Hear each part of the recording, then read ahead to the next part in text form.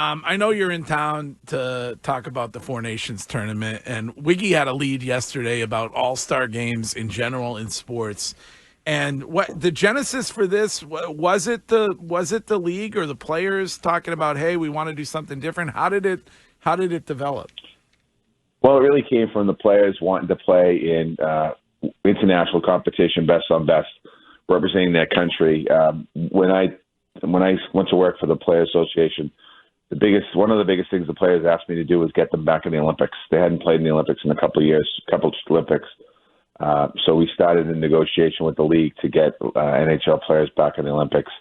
Then we had a conversation about the World Cup of Hockey, which is a tournament that has been sporadic over time, kind of like the World Baseball Classic, one of those, or FIFA the World Cup in soccer, but it hasn't been consistent.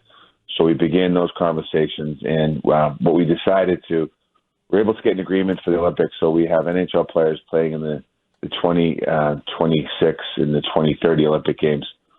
We're working on right now having a consistent schedule every other year for a World Cup of Hockey, and then the Four Nations came out of that because we didn't have enough time to do a full World Cup of Hockey. So what fans can expect is hopefully every 2 years, international hockey, best on best players in the world playing for their country every 2 years for the next, hopefully for the next almost decade. And I understand that David Pasternak is among those who are upset that it's only Four Nations. Is that correct? Yeah, Pasta was upset. I talked to him a couple times, and he understood ultimately that we couldn't get a full tournament this time.